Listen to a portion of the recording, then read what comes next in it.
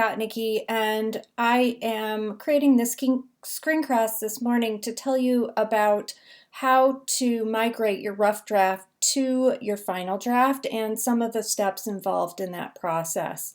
As you can see here in front of you, I have my 5th rough draft, and I suspect most of you are at this stage where you have done quite a few revisions on your draft.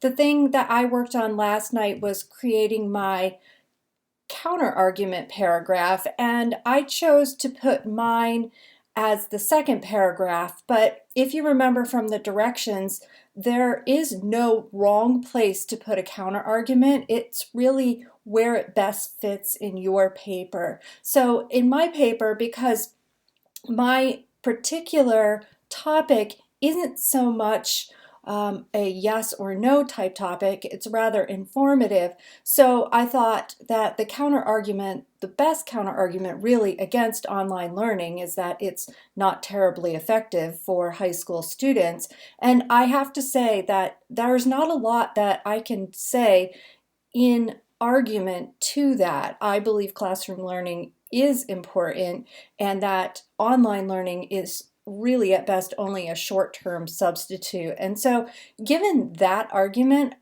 it made sense for me to put it right up at the front of my paper. So I did that, and then I launched into my body paragraphs. Another step that I took last night when I was working on my paper, and pardon me while I scroll down to the very bottom so you can see what I'm talking about, is that I alphabetized my citations. It's really easy to do this when they're still in color because you can see where one citation ends and the next one begins. And citations, if they're in the correct order, should be alphabetized by the first item in the citation. Typically, that's going to be the author's last name, but occasionally you may have a source, as I do down here, that is without an author, and then you take the first word in that particular source, and that's how you alphabetize it. So at any rate, I recommend that you take that step, alphabetize your citations. If you have not already done so, be sure to double space your paper so that you get a sense of how long your paragraphs are, and if you need to cut down any of those monster paragraphs, then go ahead and do that. Okay, the next step is to open up the document that I have pushed out to you in Google Classroom, and that is where your final draft is going to be housed. And you can see there's some information for you to plug in here, and also up here, you'll have to double click on this. You're going to replace this your last name with your last name, and that way every single one of your pages will include not only a page number, but also your last name. The idea behind that is if any of your pages become separated or out of place, then the professor or teacher can easily get them back in order. This header will stay. Notice that everything here is Times New Roman 12-point, double spaced, and black font. I've given you some directions here. Please be sure you read them before you delete them.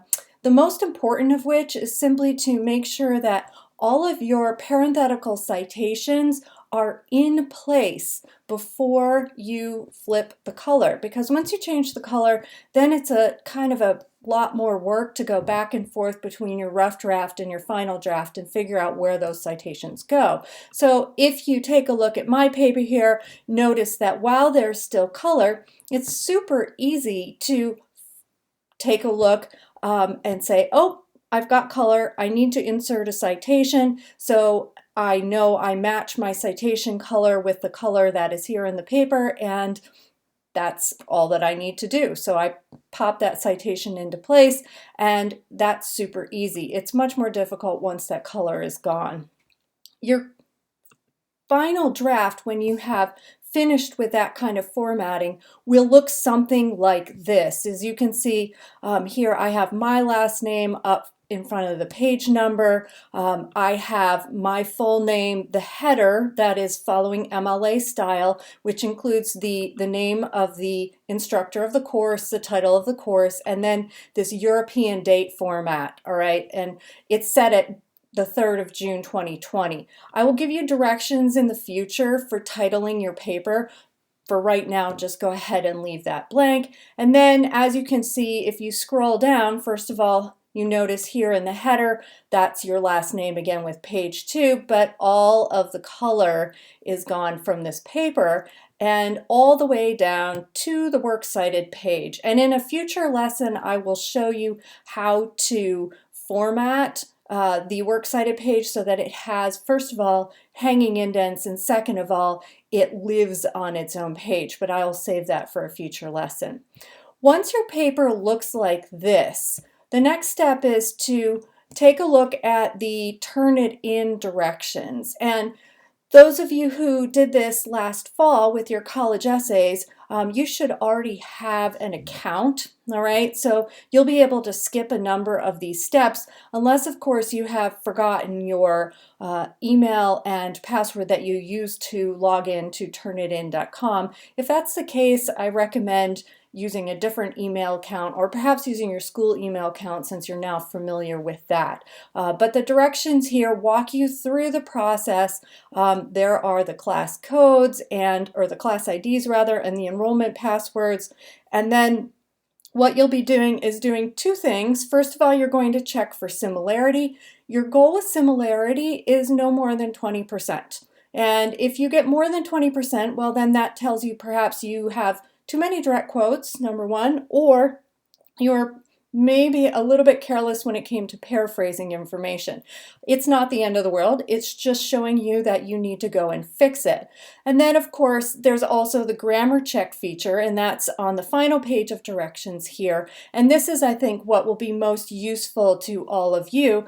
You'll be able to see, it will find some of your comma errors or article errors or things like that that are difficult to see after you've read your paper so many times. So use this as a proofreading tool primarily, but also just to confirm for yourself, wow, I did a great job with my paraphrasing. I have put all of this information into my own words. And if that turns out to not be the case, well, then it's easy. Just use it as a learning tool and say, okay, I need to switch some stuff around. As always, don't hesitate to reach out to me with questions, and have a great week.